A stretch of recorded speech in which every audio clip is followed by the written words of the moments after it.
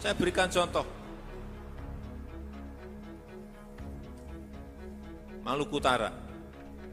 Ada gubernur Maluku Utara. Hati-hati. Gubernur, hati-hati. Maluku Utara, hati-hati.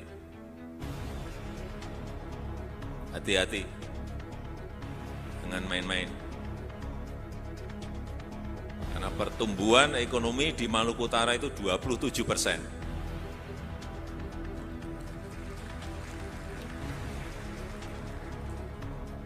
Pertumbuhan ekonominya sudah tinggi sekali, paling tinggi di dunia di Maluku Utara itu.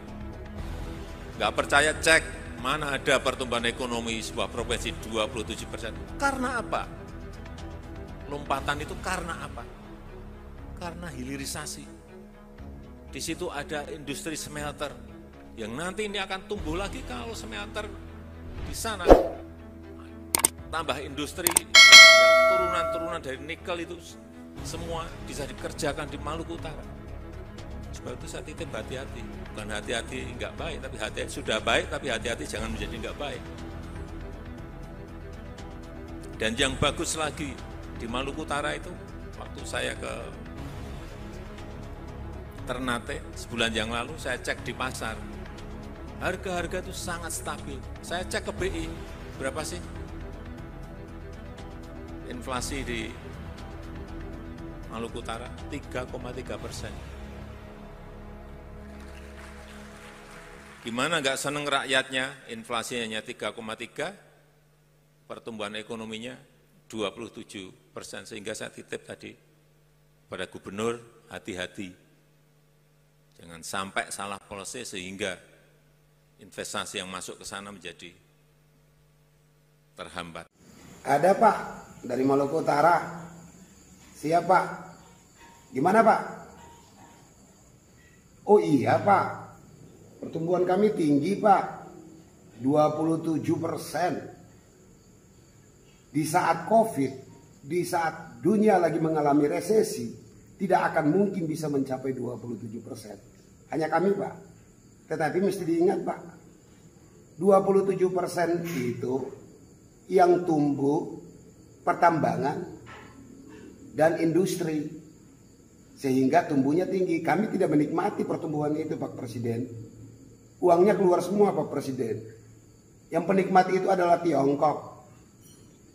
Dari investasi ekspor kami meningkat, impor kami meningkat. Yang bergerak di Halmahera hanyalah mereka-mereka yang bergerak di sektor tambang. Karena itu Bapak Presiden bilang pertumbuhan ekonomi yang tinggi itu penikmatnya tidak dari Maluku Utara. Kalau Bapak Presiden datang ke Ternate mengunjungi Bank Indonesia, lalu Bank Indonesia menyebut 3,3%, Bapak Presiden bisa cek juga konsumsi rumah tangga kami cuma 2,1. Bahkan konsumsi per kuartal 3 minus 0,48. Artinya daya beli kami menurun Pak Presiden. Petani kami tidak ada yang kaya Pak Presiden. Harga kopra kami anjlok. Dari 12.500 per kuartal 1 turun menjadi 3.000 per kilogram di kuartal 3. Daya beli kami turun sehingga inflasi tidak meningkat karena tidak banyak yang mau membeli barangnya. Nah di situ Pak Presiden, kami sudah cukup menjaga Pak Presiden. Kurang apa kami menjaga Pak Presiden? Seluruh pengusaha datang dari Jakarta. Pelaku UMKM kami tidak ada satu yang masuk ke industri, tidak menjadi pemain di dalam industri tambang. Kami saking menjaganya industri, upah minimum regional untuk sektor pertambangan, walaupun ekonominya tumbuh 27% disumbangkan oleh sektor pertambangan, tapi UMR-nya tidak naik Pak Presiden.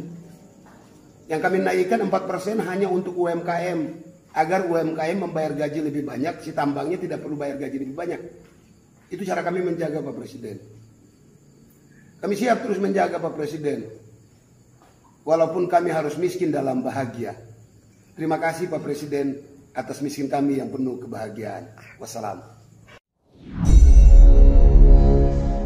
Bicara nikel adalah bicara pelanggaran Undang-Undang Dasar 45 Pasal 33 di dalam kelolaannya di zaman ini. pasal yang mengatakan untuk hajat hidup rakyat dikuasai negara telah disalahartikan, telah disalahgunakan dan didiamkan. Negara yang dikelola oleh pemerintah telah memberikan kekayaan negara kepada negara lain dalam hal kelolaan sumber daya alam milik hajat hidup rakyat. Alhamdulillah, saat ini 90% perusahaan Tiongkok sudah menguasai tambang nikel di Indonesia. Mereka mengendalikan harga dan mereka mendapatkan keuntungan terbanyak dari nilai tambah dari industri turunan tambang nikel tadi. Tapi kalau dipikir-pikir nggak apa-apa juga sih, karena kita bukan negara Indonesia yang punya Undang-Undang 45, tetapi sudah jadi Wakanda yang lebih maju dan tidak perlu lagi Undang-Undang 45. Kan Wakanda adalah salah satu provinsinya Tiongkok, makanya penjualan harta tersebut dimasukkan kategori suksesnya kelolaan negara Wakanda, di mana hilirisasi nikel adalah kewajiban untuk meningkatkan nilai tambah dan penyerapan tenaga kerja di Wakanda. Dan sekali lagi, alhamdulillah sudah terserap lebih dari 100.000 tenaga kerja. Saat ini industri turunan dari nikel baru pada nikel pig iron yang diproses, kemudian masuk ke ferronikel yang semuanya juga milik kakak tertua, milik Tiongkok perusahaannya. Nantinya Wakanda harus bisa menghasilkan prekursor. Prekursor adalah suatu bahan atau komponen yang mengandung nikel yang dibutuhkan untuk baterai. Namun untuk sementara hal ini dikerjakan di mainland, di tanah leluhur kakak tertua, di Tiongkok. Yang nilai tambahnya tertinggi tidak dikerjakan di Wakanda. Bahkan tidak boleh dapat manfaat dari mineral tanah jarang lainnya yang menempel pada nikel tersebut. Perusahaan Big Brother Tiongkok yang dengan 100.000 lebih tenaga kerja dari mainland Tiongkok per tahunnya, kakak tertua sudah menghasilkan 450 triliun rupiah, yang mana Wakanda hanya mendapatkan dari pajak 10%, dan itu harus cukup. Sesungguhnya jumlah itu tidak sebanding, sangat tidak sebanding seharusnya. Tetapi gubernur Tiongkok di Wakanda ada jatah preman yang mana bisa untuk membiayai media mainstream dan buzzer rupiah. Untungnya lagi, rakyat Wakanda bodoh semua termasuk bosman. Jadi bisa percaya bahwa pendapatan perusahaan kakak tertua naik 25%, dibilang Wakanda yang untung. Ya percaya saja, untung kok.